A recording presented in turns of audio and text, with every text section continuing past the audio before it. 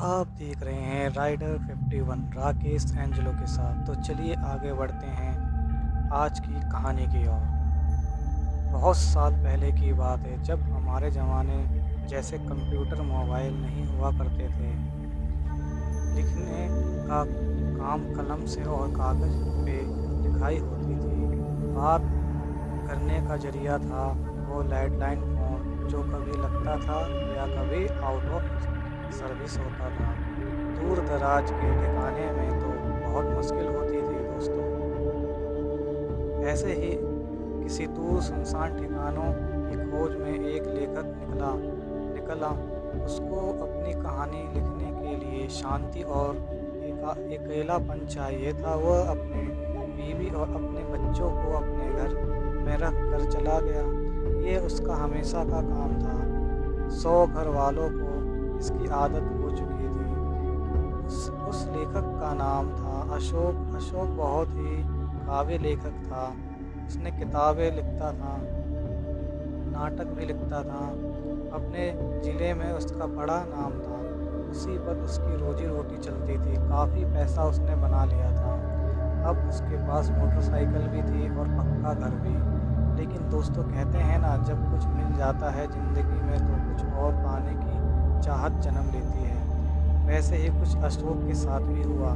उसको कामयाबी मिल चुकी थी लेकिन वो और भी ऊपर जाना चाहता था, जहाँ से ये दुनिया उसको छोटी लगे। अशोक एक गाँव में पहुँच जाता है। वहाँ के डाकखाने में पहुँच के किसी की पहचान बताता है। वो उसको एक पता देकर जाने का रास्ता बता देता है। उसकी मोटरसाइकिल चलते हुए एक घने जंगल में चली जाती है। हर तरफ पहाड़ और वहाँ से गिरते झरने की आवाज़ उसको सुनाई दे रही थी। एक मोड़ आने के बाद उसको कुछ घर दिखाई देते हैं। वहाँ पे फॉरेस्ट वालों का एक गेस्ट हाउस था जहाँ पे वह कोई नहीं रहता था। अशोक ने कुछ दिन वहाँ रहने का इंतजाम कर लिया था। बाहर से वह गेस्ट हाउस पूरा लकड़ी का बना था लेकिन वो अंग्रेज़ों के ज़माने का था, तो उसकी बनावट में वो विदेशी झलक साफ दिख रही थी। बाहर बड़ा सा बरामदा और वहाँ रखी एक मेज और कुर्सियाँ, उसके बाजू में लकड़ी के खंभे लगे हुए थे। उसके ऊपर मोटा सा गेरुआ रंग पोत दिया था। अशोक के सामान रखते ही वहाँ का चौकीदार भागते हुए आया और सामान उठाने लगा। अशोक ने उसको रोका और कहा, तुम घनश्याम हो क्या? मुझे बताया था तुम्हारे साहब ने। हाँ साहब, मुझे मेरे मालिक ने यहाँ टेलीफ़ोन करके बताया था कि एक बहुत बड़े साहब आने वाले हैं। घनश्याम ने बड़े ही सादगी से अशोक की तारीफ़ कर डाली। अशोक को बड़ा सुकून मिला। उसने हँसते हुए कहा, अरे मैं कोई साहब नहीं हूँ। तुम्हारे साहब और मैं साथ में पढ़ाई करते थे। मैं लेखक हूँ, कविता, कथा और कुछ नाटक भी लिखता हूँ। तुम्हें नाटक पसंद है? अशोक ने उसकी पसंद पूछ ली। अक्सर गाँव में नाटक देखने आज भी लोग दूर से आया करते हैं।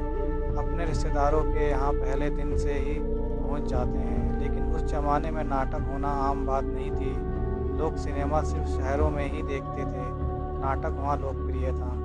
शाम का खाना होने के बाद घनश्याम और अशोक बाहर बरामदे में बैठ के बातें करने लगे। बाहर आग जल रही थी।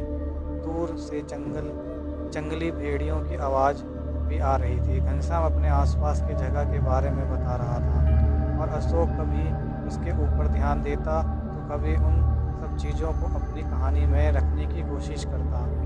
बातें करते करते कब 11 बज गए समझ नहीं आया।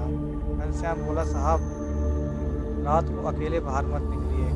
बाहर जंगली सूअर, भेड़िए और तो कभी शेर भी आ जाता है। यहाँ कोई भरोसा नहीं है। उसको हाँ बोलकर दोनों अपने अपने रूम से सोने के लिए चले गए। अशोक को थकान होने के बाद भी नींद नहीं आ रही थी। अब वह खिड़की खोलकर एक कुर्सी पे बैठ गया। जंगल से बहुत ही डरावनी आवाज़ें आ रही थी। कभी शेर की दहाड़ तो कभी उल्लू की आवाज़। बहुत ही भयानक लग रहा था। उसको लगा था कि जैसे वह सब उसके आसपास घूम रहे हैं। वह अब लिखने का सामान खोजता है। अरे मैं तो कलम लाना ही भूल गया। लगता है सामान में से गिर गया कहीं पे, या फिर मेरे बच्चे ने निकाला होगा। लग रहा है उसके सामान में बस एक स्याही की बोतल मिलती है, आज उसका दिन बेकार जाएगा। ऐसे सोचते हुए वह वहाँ रखी अलमारी खोजने लगता है। अशोक को अचानक पुराने से कपड़े में लपेटा हुआ एक बक्सा मिलता है। वह बड़े ही आश्चर्य से उसको खोलता है। अरे वाह! मेरा काम तो बन गया। पेन भी और एक बढ़िया सी डायरी भी, शायद मेरे दोस्त ने मेरे लिए लाकर रखी होगी। उसको पता है मैं लेखक हूँ। अपने दोस्त का शुक्रिया अदा कर वो उस पेन में स्याही डालकर और वो डायरी खोलता है। वो डायरी बाहर से बहुत पुरानी थी, लेकिन अंदर से एकदम नई जैसे लग रही थी। अशोक घर के अंदर था, लेकिन दूर से झरने के पानी की आवाज़ वहाँ तक पहुँच रही थी। उसने डायरी के पन्ने खोले और उसमें उसने वो पेन से लिखा। जैसे ही उसने यहाँ लिखा, जंगल में कोई शिकार हो गया। बहुत जोरों की आवाज़ आने लगी। पंछी इतनी रात को उड़ने लगे थे, सारे जंगल में हलचल होने लग गई। अशोक को बड़ा मज़ा आया।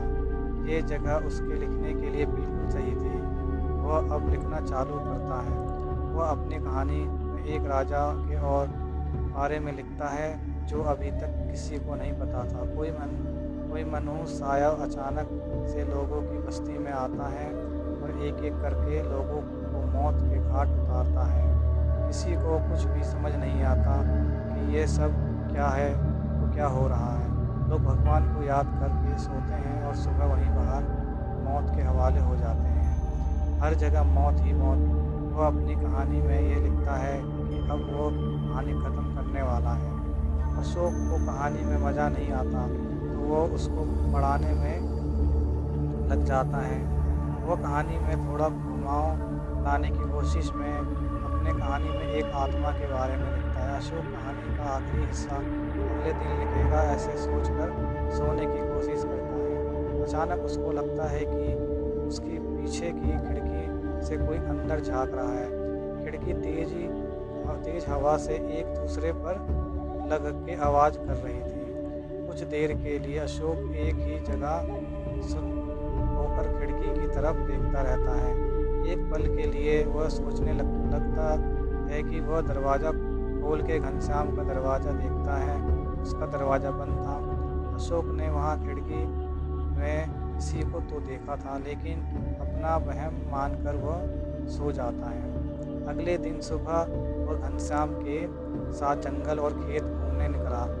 दोपहर खेतों में खाना खाकर एकदम शाम को वो गेस्ट हाउस वापस आते हैं। शाम का खाना खाकर दोनों सोने के लिए जाते हैं। आज उसको कल की कहानी का किस्सा ख़त्म करना था। वह डायरी खोलता है। रात काफ़ी हो चुकी थी, लेकिन उसको तो काम करना था। लेकिन आज जैसे ही उसने कलम उठाई, खिड़की जोर से खुल गई।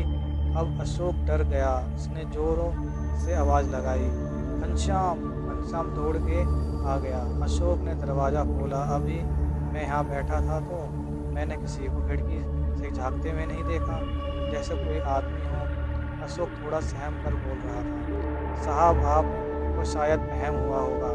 यहाँ तो कोई नहीं है और मैंने बाहर के दरवाजे पर ताला लगाया है। कोई कैसे अंदर आ सकता है? घनश्याम इधर उधर घूम कर देख रहा था। उसको ऐसा करते देख अशोक को भी लगा कि शायद वो उसका वहम ही था। घनश्याम के जाने के बाद वो लिखने बैठ जाता है, लेकिन वह खिड़की बंद करके। अब लग रहा था जैसे ये आत्मा ही अशोक से सब लिखवा रही थी, लेकिन इसकी किसी को कोई खबर नहीं थी। और अशोक भी इस बात से अभी बेखबर था कि उसकी लिखी कहानी में क्या होने वाला था। अब वह कहानी में लेखक के दोस्त की मौत के बारे में लिखता है। सुबह उठते ही अशोक एक फ़ोन आता है कि अशोक का दोस्त था जो इस गेस्ट हाउस में का मालिक था, उसकी कल अचानक रात में मौत हो गई। पता चलते ही वो पास के गांव में जाते हैं। वह अशोक के दोस्त का गांव था। उसको आखिरी क्रियाक्रम के लिए वहीं लेके आने वाले थे। मौत मानो एक बंद लिफाफे में थी। किसी को कोई खबर नहीं थी। पुलिस भी हैरान और परेशान थी। अशोक को बहुत बुरा लगा। अब अशोक गेस्ट हाउस में रुकने का मन नहीं था, लेकिन अब उसका काम होने को था। वह कहानी को ख़त्म करना चाहता था।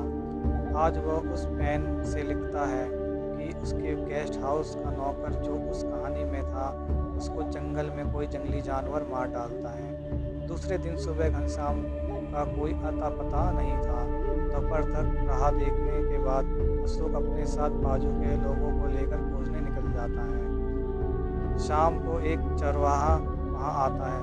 अशोक उसके साथ जाता है। एक पेड़ के नीचे घनश्याम की लाश मिलती है, बहुत ही बुरी हालत में। जानवरों ने उसकी पूरी तरह चीर-फाड़ कर दी थी, देखने लायक नहीं था। पुलिस ने उस लाश को पोस्टमार्टम के लिए भेज दिया। अब अशोक को कुछ अजीब और बहुत ही भयानक होने वाला था। लग रहा था कि अशोक भी बहुत थक चुका था। गेस्ट हाउस आकर वह अपनी कहानी ख़त्म करना चाहता था। इतना सब होने के बाद अब उसका मन नहीं लग रहा था। आते ही उसने डायरी निकाली और वह पेन से उसने लिखा कि अब वो कहानी वाली आत्मा लेखक के परिवार को भी ख़त्म करती है। लेकिन किसी को कुछ पता नहीं चल पाया था। ये सब लिखने के बाद वो पानी पीने बरामदे में जाता है। वापस आता है तो वह अंदर का मंजर देखकर उसके पैरों के नीचे की ज़मीन खिसक जाती है।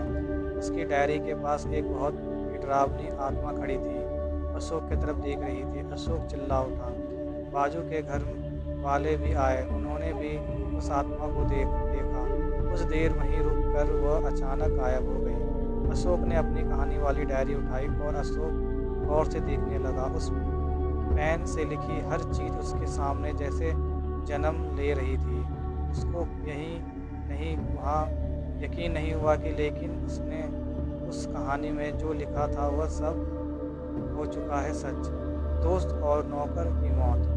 अब अशोक ने लेखक के परिवार की मौत के बारे में लिखा था। लिखा हुआ तो वो मिटा नहीं सकता था, इसलिए अपनी गाड़ी लेकर बहुत तेज़ घर पहुंचने निकल जाता है। कहीं ना कहीं उसको यह एहसास हो गया था कि इस डायरी या पेन की वजह से ये सब मौतें हो रही थी।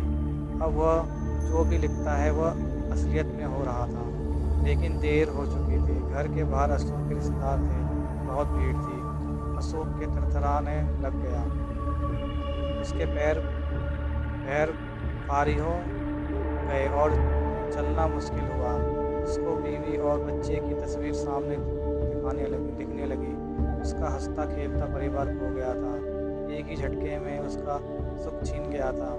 अशोक ने खुद को संभाल नहीं पाया और अपनी लिखी कहानी पे उसको बहुत गुस्सा आ रहा था। उसने अपनी पत्नी की चिता में वो डायरी फेंक दी जिसमें वो कहानी थी।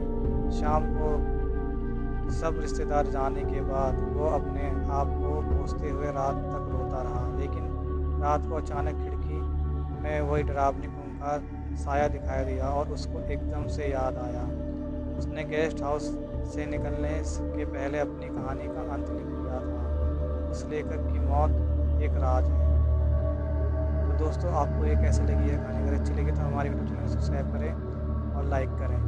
तो मैं मिलता हूँ आपको अगले वीडियो में। जब तक के लिए साफ रहो और जब तक के लिए जय हिंद। अगर मुझसे थोड़ी बोलने में गलती हो जाती है कभी कभी तो उसके लिए दोस्तों माफ़ करना।